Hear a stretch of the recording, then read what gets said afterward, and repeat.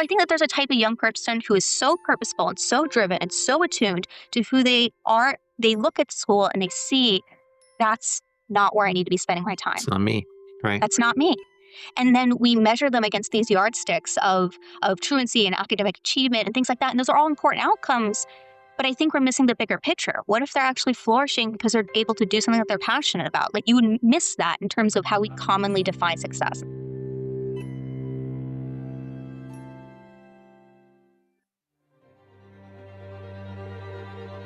Most conversations about meaningful pursuits ask whether an activity feels personally meaningful. Today we're asking a different question. Is the environment around that activity actually built to help you grow into who you're trying to become? I'm Andrew Soren, the founder of Eudaimonic by Design, and this is Meaningful Work Matters, a podcast where we explore what it really takes to build work that's fulfilling, impactful, and good for everyone's well-being. Today, I'm joined by developmental psychologist Dr. Kaylin Ratner. She's researching what she calls eudaimonic utility. We talk about why an environment really matters just as much as the activity itself. We talk about how a youth program built on total ownership and almost no oversight produces some truly remarkable results. And we talk about what it means to stay whole inside work that asks a lot of you. Hello, Kaylin. Welcome to Meaningful Work Matters. I am very happy that you're here with me today. Thank you so much for being here. Thank you so much for having me, Andrew. I'm so excited to be here and talk with you for the next, hour or so. It will be great. It will be great. We're talking about something that both of us care a lot about, which is the idea of eudaimonia, but probably some specific angles of it. We met because another guest who has been on this podcast, Reb Rebely, suggested that it would be probably a very good thing for us to connect for a whole bunch of reasons. But yeah, I'm super excited to talk about at least a few different themes, and especially a paper that by the time that this episode is actually published will be widely available for people to read on Absolutely. eudaimonic utility. So before we get there, maybe you can just introduce yourself to our audience. Tell us what you would like listeners to know about you. Sure. So, hello, everybody. My name is Dr. Kaylin Ratner. I am an assistant professor of educational psychology at the University of Illinois, Urbana-Champaign. And basically, in my work here, I advise doctoral students in both the divisions of counseling psychology and developmental sciences. I'm happy to explain a little bit about how I've ended up at this kind of joint area. So basically, after I graduated with my undergrad degree from the University of Central Florida, I was dead set on being a therapist because I thought that was the only thing that you could do with a psychology degree. And basically, a graduate mentor had told me, well, if you want to go to grad school, you have to also get involved in research. So that started happening around my junior year. So I had sort of started dabbling in research. Luckily, the one person on my campus that was doing research did a lot of work in identity development, which we know is a near neighbor of eudaimonia. And so that's kind of how my journey to where I am today kind of began, was because the opportunity was present and I needed to do research. So I needed to sign up for the labs that would take me. But I started working in this area and I started loving it. And I did end up getting into the clinical psychology master's program at the University of Central Florida. And so I do have a background in a lot of stuff relevant to adolescent wellness, adolescent well-being. In my time in the master's program, I used to work at a local hospital doing acute crisis stabilization. So I would see a lot of people pretty much right out after they got out of the emergency room for a suicide attempt. And so we would often work in that 72-hour stabilization period when we tried to make sure they were okay, that they had the resources that they need to go off and live life after this hugely traumatic experience. And it was kind of like during this time that, and for background, like my program was very cognitive behavioral in nature. And so I was learning a lot about dysfunctional thinking and irrational thoughts and things of that nature. But it was through working with these teenagers who had recently tried to end their life, right, that we were fundamentally often talking about the very normative developmental tasks that they would be doing in or outside of the hospital, right, in terms of building who they are and figuring out where they're going in life. And imagine for a moment that we have a teenager who hasn't been able to see their life beyond tomorrow, but they're here still. what are they going to do with it now? And so I ended up becoming a little, I don't know, I don't know if disillusion's the right word, but almost angry with the fact that I wasn't really learning the skills that I needed to talk to people about those issues in particular. And so, yes, I had some exposure to things like logotherapy and existential ideologies, but the way that our managed care system works is it's really hard to get insurance reimbursement for that kind of therapy, right? It's all about the cognitive behavioral approaches. And they've come a long way in the last 10, 15 years since I've learned them. But at that time, I felt like the approaches that I was learning were truly inadequate for the kinds of problems I was seeing, right? So in the course of therapy, I really enjoyed doing that, but I found that my true love was in that psychoeducational component. And I always sort of saw that I wanted to maybe have a practice as a therapist, maybe also do some adjunct teaching at the local community college, something like that. So I think being a professor was sort of always on my radar in a way, even if therapy was at one time the higher priority. But when I started getting to the end of the master's program, I decided, well, my true love is in the psychoeducational component. I'm really thirsty to understand like the whys of the world. And I'm also really angry that psychology is not in greater conversation with the developmentalists and with the sociologists. And again, that's maybe just a product of my training.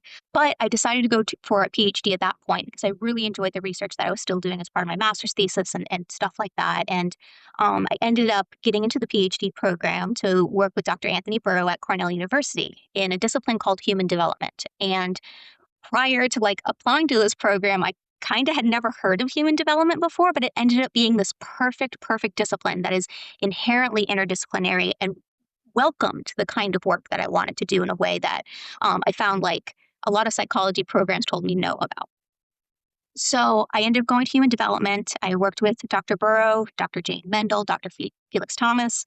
Jane was a clinical psychologist. Felix Thomas was a quantitative psychologist. And so I really developed this area that really embraced interdisciplinary science, helped me become the scholar that I wanted to be, right? By incorporating things from the quantitative sciences, from clinical psychology, from developmental sciences, and even social and personality development. All these things are really what made me feel like me, right? And I felt like they offered a window into truly understanding human functioning and flourishing in a way that any individual discipline just couldn't give a fuller view of it. So I got my PhD in human development in 2020. Great year to graduate. Perfect. Yeah. It was wonderful. I really timed that well. Yeah, nothing else was happening that year that was of any significance. No, jobs replete. It was so 2020. But one thing led to another with everything going on, and ended up continuing and doing a postdoc still with Dr. Burrow at Cornell. And perhaps we'll get to that in a little bit. But so I've completed my postdoc, and then in 2022, I assumed my job here at the University of Illinois.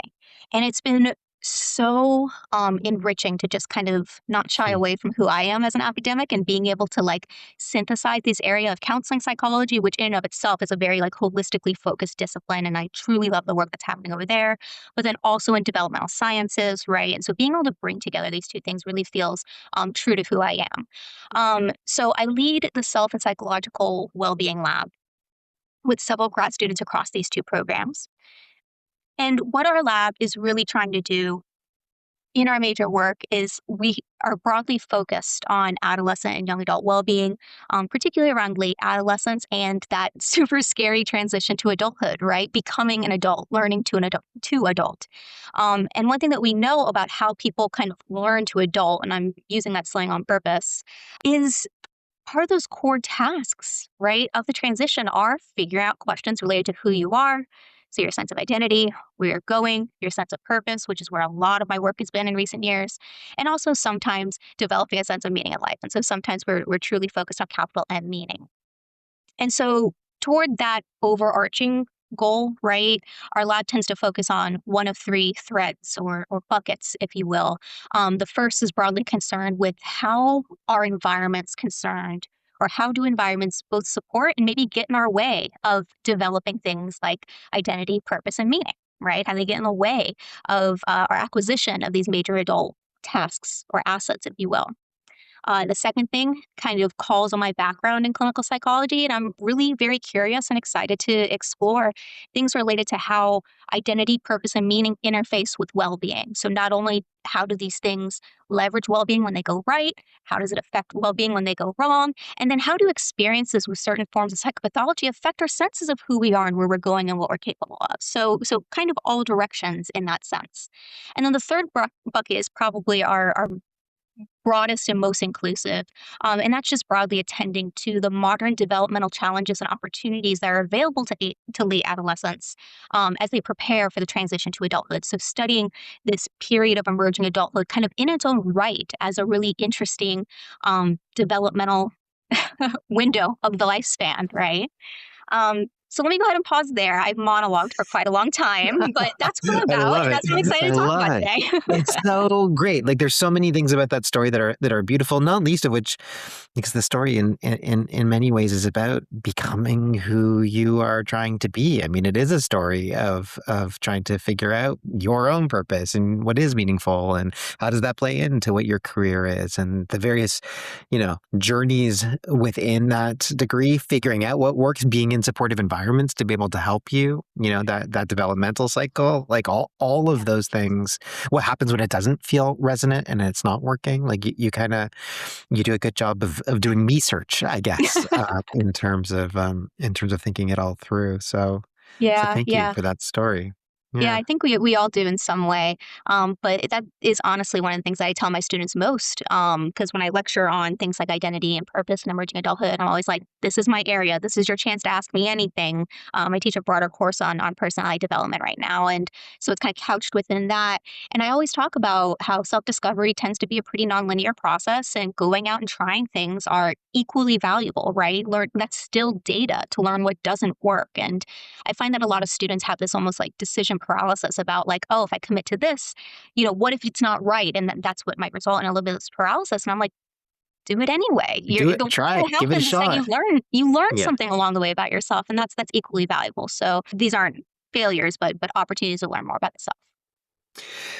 I want to zoom into what was probably the kind of first area of your lab, which is kind of the environmental aspects of how do we become their best selves. And so you, as I was saying, you've recently published a paper that's all about eudaimonic utility, and I think it's a really interesting concept. And I'd love for you to try to figure out how to explain it to people in kind of layman's terms. I know that like running a company called Eudaimonic by Design. It is a hard thing to try to start every conversation with having to explain what on earth eudaimonia is. So how do you explain eudaimonia, and then how do you explain eudaimonic utility? Right, right. So I usually broadly describe eudaimonia as the sense of really coming into yourself, right? Being true to that inner you. This pure sense of authenticity and doing things that are personally expressive, being your best self, things like that nature. And so kind of building from that definition, which isn't always about like happiness and roses and subjective well-being, right? It's not always feeling good. Sometimes we have to do really hard things that I'm not joyous during, but really feel like me, right? In terms of the distinction there. And so kind of building off of that definition of eudaimonia, right? Doing things that truly feel like you. We think about eudaimonic utility as this perception that a given environment is going to help you become the person that you're meant to be, right? This is a place that has resources that I need to engage in personal development and become who I am. So, yeah, yeah, and really focusing. We've done a lot of work so far looking at different tasks that may or may not feel like us. So, whether activities are personally expressive or whether certain domains in education are going to help us get to where we want to go, this sort of flips it on its head a little bit and asks about okay, well, what about the environments where these tasks are housed, right? Different universities have different capacities for different types of tasks that we might want to do. Or we open the paper talking about, like, what if you have a young person who wants to do music production and they're in an underfunded school? Like, it doesn't make sense for them to go to school, right? They're wasting their time there if it doesn't have the resources to help them be who they want to be. And so, can you really blame them when they start demonstrating things like truancy and dropout? Like, they might literally feel like they're wasting their time doing and learning things that are important to some kind of overarching standard in terms of our educational system, which great. Like education paints knowledge with broad brushstrokes and there's value in it. But if it doesn't speak to who you are, you don't really see the utility in that. Why are you going to waste your time in school? And so I think that there's a type of young person who is so purposeful and so driven and so attuned to who they are. They look at school and they see that's not where I need to be spending my time. It's not me, right? That's not me. And then we measure them against these yardsticks of truancy and academic achievement and things like that. And those are all important outcomes. But I think we're missing the bigger picture. What if they're actually flourishing because they're able to do something that they're passionate about? Like you would miss that in terms of how we commonly define success. And so eudaimonic utility just kind of starts a conversation about, well, we have to think about what are the structures and places that we're building for young people in this paper, but I do think it's generalizable. We have to think about the structures that we're asking young people to spend their time in and whether they're valuable to their own development. What are the actual components of the kind of concept of eudaimonic utility? Like how would you break it into pieces? Sure. So we think that when somebody's sizing up their environment in terms of eudaimonic utility, they're kind of paying attention to four dominant aspects. So first, is this a place that's going to allow me to pursue activities of personal significance, do goals that I find meaningful, right? So pursue my purpose. Is this a place that's going to let me pursue my purpose? The second component is this a place that is going to allow me to do activities that allow me to express who I am, feel like me, do things that are true to myself? So is this a place that enables my authenticity? Can I truly be who I am here? The third component is this a place that's going to allow me to engage in personal growth, right? Figure out more about myself, develop, broaden my horizons, things of that nature. And then finally, is this a place that's going to bring out my best self and allow me to truly be excellent? That's the last Yeah. dimension. So is this going to let me reach new heights and truly be the best me that I can be? And these four dimensions are based on a review paper from about 10 years ago by Veronica Huta and Al Waterman. I hope I'm pronouncing both names right. You are. You did a good job. Good job. Wonderful. I've only met Al Waterman in person, and that was probably about 10 years ago. Never Veronica Huta, but big fan.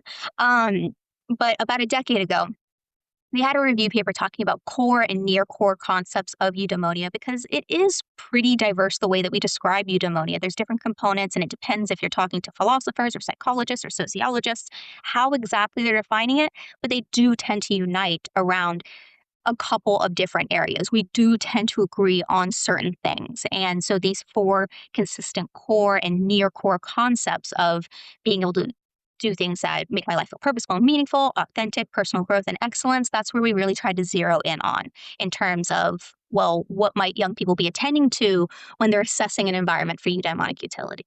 And so let's make this like tactical and practical for somebody who is young in school, in that kind of like learning to adults phase. What would eudaimonic utility actually look like? Interesting.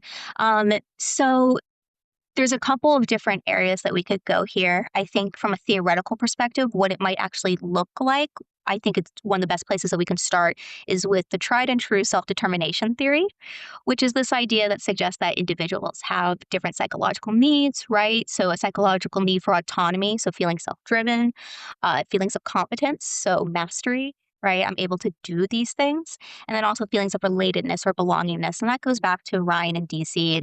I think it is the most cited psychological paper in our entire field. I was going to say just the American Psychologist, but I don't think that's true. I think it's of all time. That's amazing. That's actually, that's extraordinary in and of itself. And it's a beautiful paper and a great theory. But yeah. Yeah, it is a beautiful paper and it's hugely generalizable. And I think that's why it has so much traction in the psychological sciences.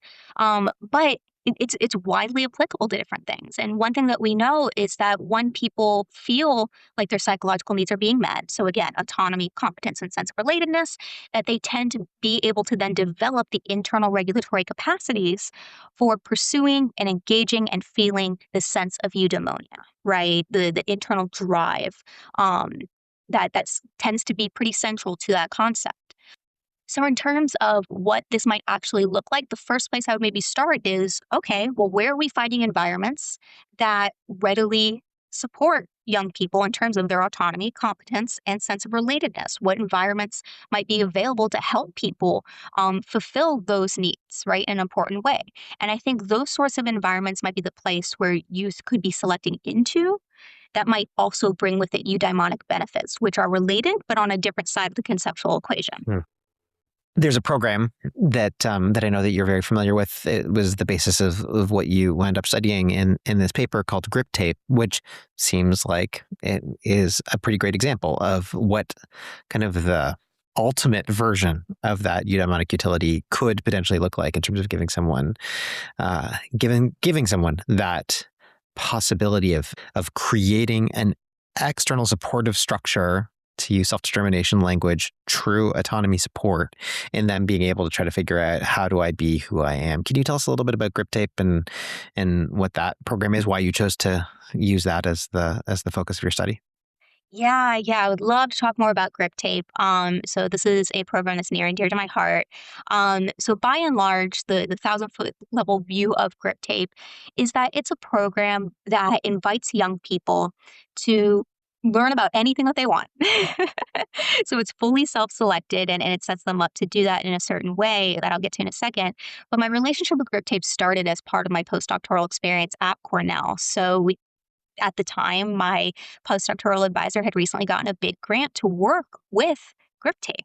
And so I was funded as part of that grant. And because my advisor, Dr. Tony Burrow, is the person that he is, I was allowed to have a lot of autonomy in what we did together as part of this project. But the aims of the grant were simply to understand, well, what happens to young people when they're given an opportunity like this? There's a lot of theory behind it, but we have a lot of educational structures with this top down kind of approach to education. And GripTape really flips it on its head and says, okay, youth can tell us what they want to learn about. We're going to give them an opportunity to do that. So this whole program started around 2015 with Mark Murphy, who is a former the Delaware Secretary for Education. So he spent a couple years of that in the early 2010s. And what he observed in his position was largely that there were a lot of youth that seemed to be going through the motions of education. So he came from this as an educator, as a professional, and saw that a lot of young people were just kind of checking the boxes and moving through their life.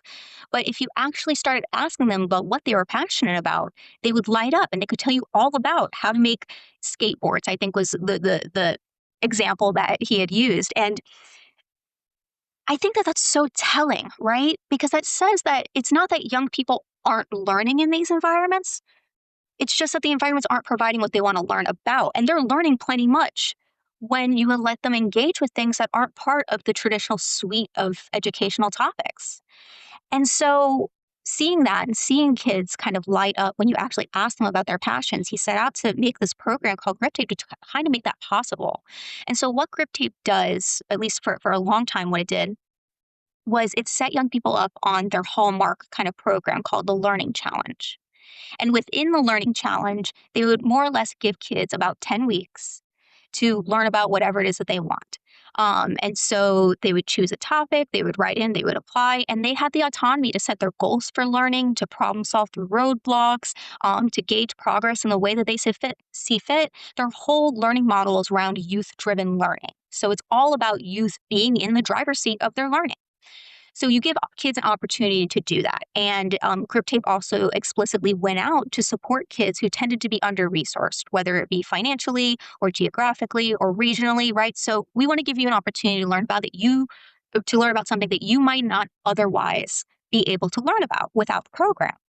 So they get the Learning Challenge, they get the opportunity to drive their learning for 10 weeks. They also, within the program, get paired with a champion who's an adult that's affiliated with the program. They check in with them once a week, maybe twice a week, maybe every other week. They let the kids decide, but it does have to occur with some regularity. And importantly, these adults can be anybody. These are not experts in the young person's topic. It is simply somebody that's going to show up for you, believe in what you're doing, help you navigate through different roadblocks. And these champions are trained to leave youth in the driver's seat, right? Support the young person in what they want to do. Don't override it. You're not a mentor. You're a support. You're a cheerleader.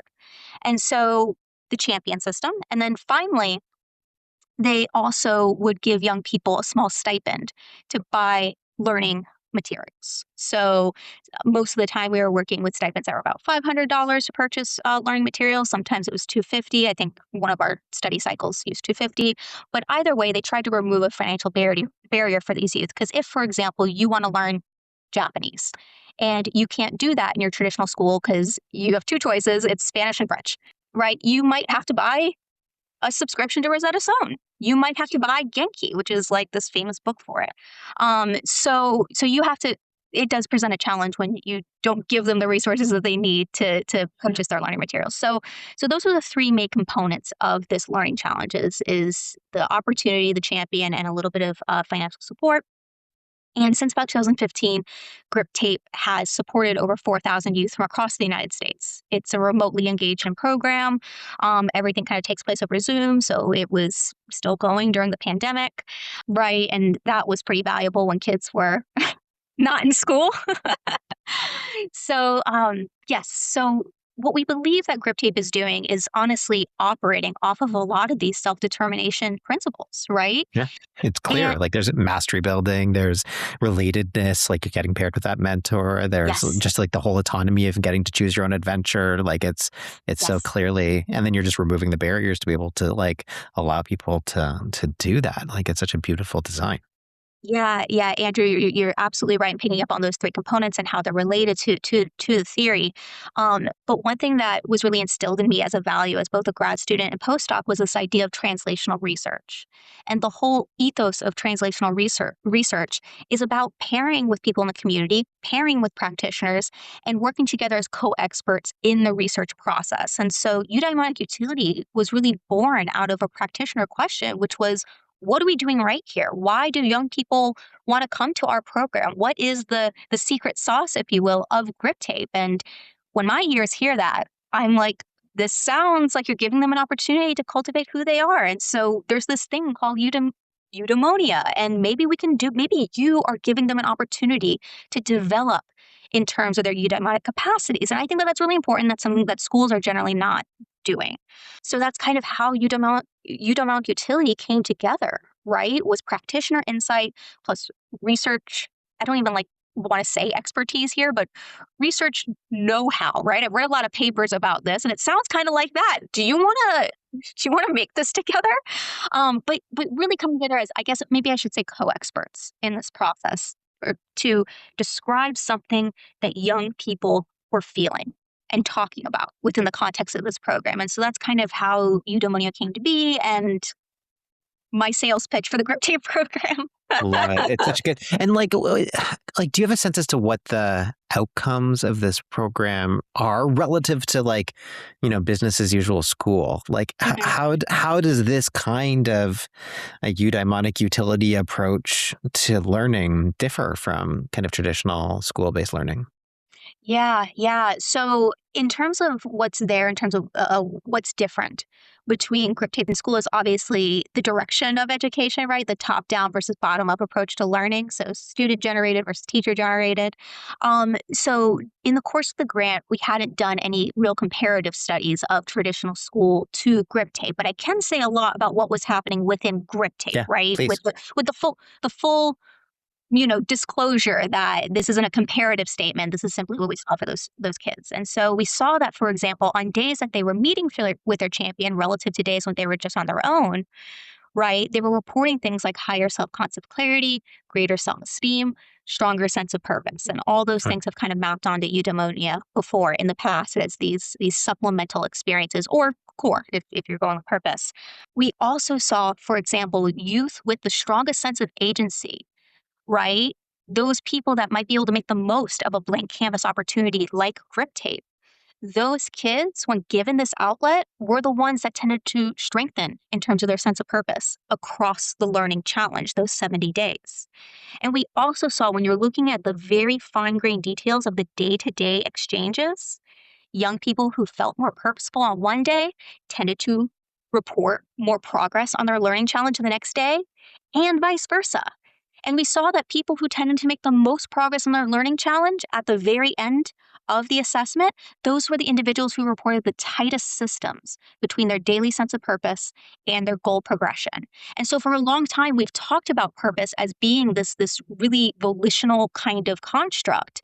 But our empirical analysis around, like, well, to what extent do goals relate to purpose, tends to get thumbed up in certain types of statistical funniness, right? And so this paper does a really good job kind of showing a main theoretical assumption that we made for a long time in a nice way, in a cool context, right? That purpose and goals are related.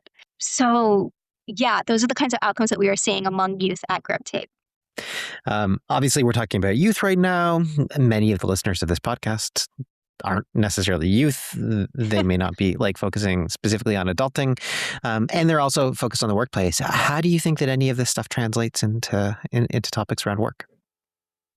Yeah, so I think that that's a really great question. And when we built the Eudaimonic utility scale, we wanted to word all the items in such a way that the context that the specific items we're focused on could be changed out, right, for use in schools or different youth programs, right? So let's say a 4-H program wants to come along and use that. Like, how does this work within your public speaking, program in 4-H, right? And so we wanted to build it in such a way that you could like swap out the different contexts. And so based on that alone, we should be able to ask people about their workplace. And so this is the first study kind of on eudaimonic utility. I am so excited to see where different scientists and practitioners will be able to take the construct from here, but it's built in a way that it's kind of ready to be picked up for use in whatever programs or facilities or contexts that you want to try to use it in and see how it works. So I would hope that the scale works a lot in the same way for workplaces, because we know that eudaimonia isn't something that just kids are engaging in, right? I will say on this point that there's a lot of stereotypes about young people and whether they're able to engage with these identity concepts and to even experience eudaimonia, because they are kind of still forming who they are for the first time, but we don't see that. Young people are often thinking about who they are and where they're going for the first time. It's one of the key developmental tasks of adolescence. They have a lot more competence and autonomy and agency than I think we give them credit for. So all this to say is that if we believe that eudaimonic utility is something relevant for kids, it's going to be relevant for adults too, ostensibly within the workplace. So I hope that it works in a lot of the same ways, but all that's just conjecture at the moment. We did recently collect a little data on this with an online sample, kind of asking emerging adults, how do you feel about your workplace if they reported being employed full-time? But I haven't analyzed that data yet, Andrew, and I'm so sorry, listeners. Maybe it'll be analyzed by the time you listen to this, but I have data on it. I'm just waiting for the right student to come along to take up the charge. God, Kaylin, I don't know what you're doing with your time that you're not focused on analyzing that data. I know it's the summer. Yeah, well, they're We're very recording well, in the summer. right. They're very well. Maybe people listening to this who are excited to help you and or to use that scale. I know that I am interested in using that scale on a couple projects that I'm working on, so I'm excited about that. Yeah. If someone's listening to this who isn't thinking about scales and measurement that way, are there certain behaviors or things that they can be looking out for? Like, what are the kinds of things that you ask in those scales that people might be able to just do a bit of a quick assessment in their own around, hey, how does my environment support my eudaimonia? Yeah. So I think this goes back to what we were saying about need supportive environments versus eudaimonic utility or eudaimonic supportive environments. I think when you find one, you're going to find a lot of the other. And that's not to say that these two things are synonymous. Like I said before, they're on kind of two different sides of a conceptual equation. We think that need support tends to leverage eudaimonia, but within that statement, they should positively correlate or correspond with one another, and where you find one, you should find the other. And so you could look for a range of things of, is this a workplace that's supporting my autonomy? Does it give me opportunities to relate to other people? Do I feel competent in what I do? Right? And those are kind of like the basic building blocks. And if you answer yes to all, or at least some of those questions, you can start maybe asking, okay, is this a place where I feel like I'm able to grow as a person? Is this a place where I feel like I can actually do things that are true to who I am? Is this a place where I feel like I can be my best self? And the answer is no for a lot of people. A lot. Is this a place that I can work on goals of personal significance, right? And so a lot of workplaces don't do it. I do believe that it's possible. But those are the kind of questions that you might want to start asking yourself, or ask if your company is doing for its employers. Hmm. Let's like kind of expand this conversation beyond Eudaimonic utility and just kind of look at young people entering into the workforce. I mean, um, certainly I mean, this question of like, who am I? Work was something that was a very important thing for me in trying to understand who I was and what was important to me and clarify my values and a sense of purpose. And all of that stuff was very much a moving target. It still is. Work is a primary vehicle, I think, in which I try to answer those questions. So, I guess, like, how do you think that eudaimonia in general can help young people? Like, what advice would you give to young people as they enter the workforce and they're thinking about kind of their eudaimonic potential? Yeah, yeah. So you pick up on something that's totally consistent with the adult development literature, and in particular, like what young people are thinking about when making the transition to adulthood. Because oftentimes when we're asking, well, who is an adult? We're looking for success and growth and development along these achievement related dimensions. So those are the things that tend to load on self discovery, identity, autonomy, establishing work, occupation, financial stability. That's all kind of in the achievement bucket. And then affiliation. So does the person have fulfilling relationships? If they're searching for a partner, right? Are they able to have healthy, intimate relationships with other people, learn to share themselves with others, maybe start a family if that's on the horizon for them, but the interpersonal or the affiliative bucket too. And so looking at growth and development in those two areas is really a key area of interest when we're talking about how young people are making the transition to adulthood. So it's a lot of things in both of those buckets. But all this to say is that work is a critical part of who we are, especially in a Western society and capitalistic society. We're often focused on work and how that plays into who we are and how who we are shapes what we choose to do for work. And like you, I think that was true for me. I was dead set on, okay, I'm going to be a therapist. And then it took getting in and on the ground and doing it. And I enjoyed it, but I was like, I think I'm more fulfilled by the educational components, by the research related stuff that I'm doing. And I think I can make more of an impact on people at the research level rather than working one on one. And so that's not to say I didn't enjoy myself. And I still use all those experiences to inform my work today. And so I think that kind of relates to some of my advice earlier, which was get out there and try what you think you might like, because either way, you're going to learn something. So that might be my biggest piece of advice, is that all kind of data is good data when it comes to figuring out who you are. And, you might even like develop a career or get into a company and outgrow it. That happens all the time. And that's okay. But you kind of still owe that experience for who you are now, and you couldn't get there without having it. So it still remains valuable. It's not lost time in any way. And so I think that a lot of people see work as a place that's going to be able to help them with the basic developmental tasks that they're kind of oriented to already, figuring out who they are and where they're going in life, because we recognize that as the developmental spotlight for adolescence and young adulthood. Mhm. So I think absolutely.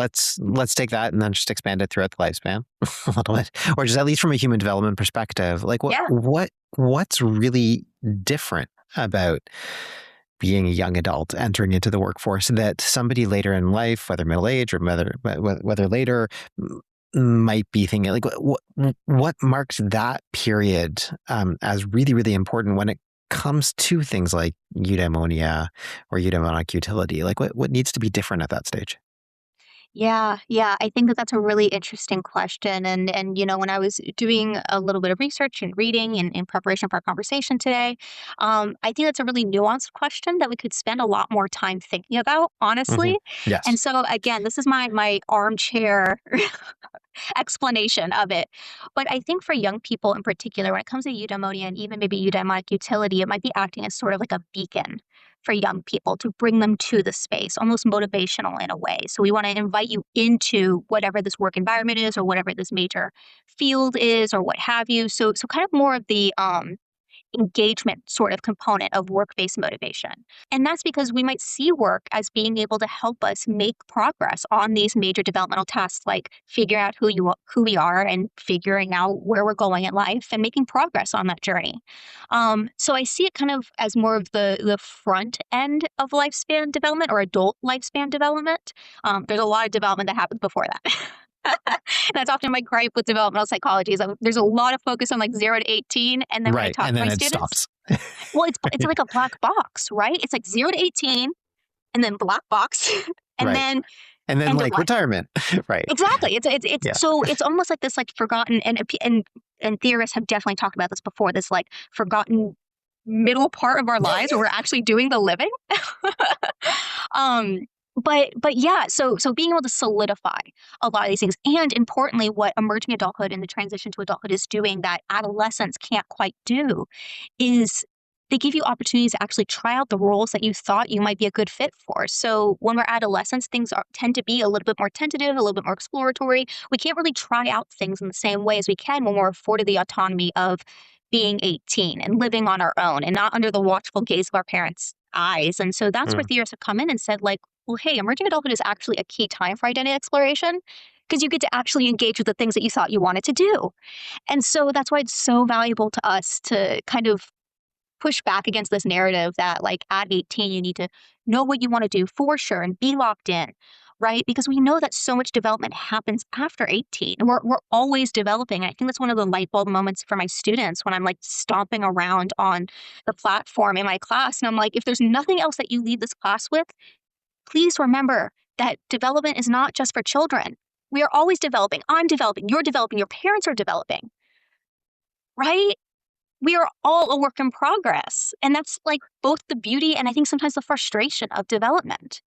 Always being you're never done. And identity development always works like that. You never are done figuring out who you are. You're never done identifying what your purpose is. Like you might have a narrative for it, or you might have a narrative set of values for what that is, at some point where it feels stable, and that's great, but you're always going to be growing and changing and evolving in a way, even if there's this kernel or thread of stability in your life. And so to kind of get back to your main question, the role of work for young people and eudaimonia for young people might be kind of this more motivational, get engaged aspect, like let's get on the track and try out some identity things and work to solidify. Whereas for middle age and late career folks that are further along in the trajectory, it might be more of a maintenance function, right? So either maintenance or, again, this evolution, this growth. So speaking from like broad Ericksonian theory, we know that for teens and young adults, we work through identity related issues and then intimacy related issues. So, who am I? And then, can I share somebody with somebody else and build a family? And then, when we answer, hopefully, a tentative yes to both questions, we might move into the stage of generativity, which is where we spend most of our adult lives. So, generativity is all about contributing to the world, oftentimes through work and family development. Those are the two main Main ways we do it.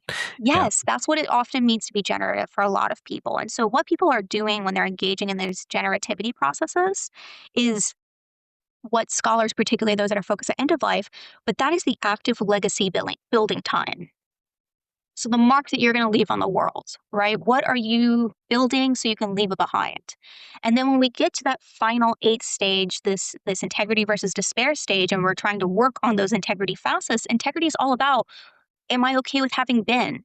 Am I okay in the world that I'm being behind? Am I okay with who I was? And legacy, which again, we often do through work and family, is often a huge part of whether we feel this integrity about who we've been in the world. And so I see work as kind of being a part of that legacy building, legacy leaving, right? For later stage career folks. Whereas for younger folks, it's about legacy initiation and figuring out what that legacy is. So it's a little bit squishier, I guess.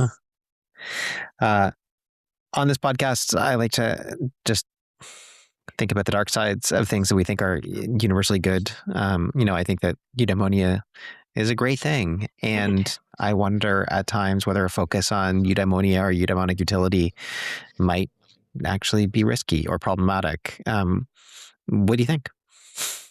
I have lots of thoughts about this.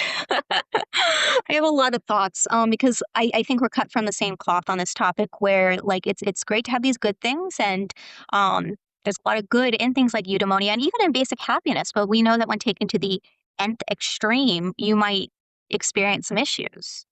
And one thing that I would get worried about thinking about eudaimonia in the workplace is this idea of engulfment. And I'm sure that the the organizational literature, which I'm not as familiar with, right? I'm the resident developmentalist here. They probably have written a lot more about this, maybe in this idea of capture. But when people lose themselves in their work, I think you set yourself up for problems. So, for example, imagine that you're working at a nonprofit that is so fulfilling and so eudaimonic, but it goes under. Then what? Then what? And so I think that it's really important for people to be identifying workspaces that can help support their sense of purpose. I'm going to kind of hold up as kind of the prototype here that can support who they're becoming or their sense of purpose, but it's not uniquely defining it. Right? It's really important for us to develop these other legs to stand on, right? Because when you become totally enveloped in your work, or we have a workplace that tries to envelop its employees, I think that's the kind of point when we've lost the plot, right? You've lost the plot in your life, in your role as an employer or as an employee. It has to be more than just work. So that way something is there, not as a safety net, right? I'm not trying to say like, what if something happens to it? But like, you have to be somebody outside of work. Unfortunately, you're probably not very interesting if all you are is work. And so that's kind of the main risk that I worry about when I think about people trying to merge with their employees, right? I think a sense of we-ness is important, but just like a relationship, I used to always tell my adolescent clients that relationships are like 1 + 1 = 11. You are a whole number, but you stand on your own too. And it's important to kind of maintain those kind of different aspects of yourself, like the embedded component, and then also who you are, which might be shared with your partner. But you have to be able to stand on your own. And I think the same thing about workplaces, right? 1 + 1 is not 2, because like you can't split 2 in half, and that's a problem. So anyway, I think that would be my big fear around it, is this sense of engulfment. Hmm. Kaylin, this has been an incredibly useful conversation. I know that my head is spinning with different ideas, different thoughts about the ways in which I think that we can design environments to be more intentional in the way that we're creating eudaimonic utility. I think it's incredibly helpful to be able to do the work that you're doing, to be able to create the research opportunities, and to bring together researchers and practitioners in trying to do this work together. Like, this aspect of science translation is so important, that that this work doesn't just live, in some sort of an academic paper, but is actually brought to life in very, very concrete ways. I think you're doing really good work. I want to thank you so much for bringing your wisdom and for just enlightening me today. This has been a really wonderful conversation. Yeah, I really, really appreciate it. It's been super fun to kind of just sandbox ideas and talk about the stuff that's been living in my head for 3 years while working on this project.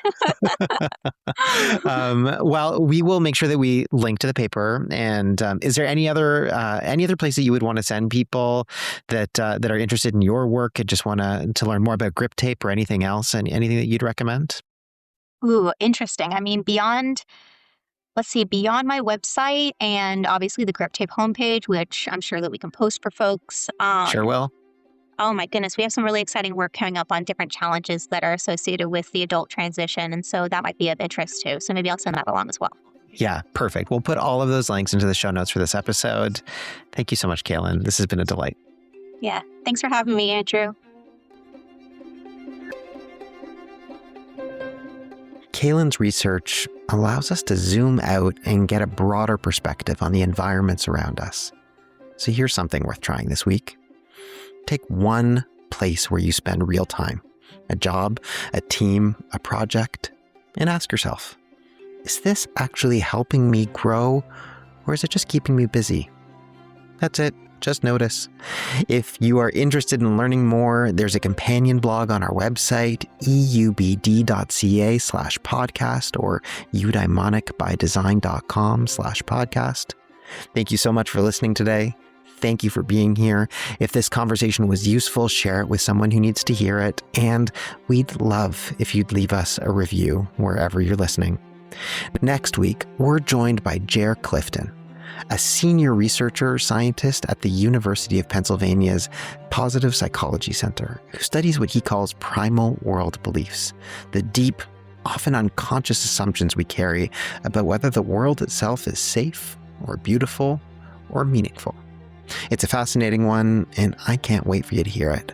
Until then, take care of yourself, and thank you for being part of this community.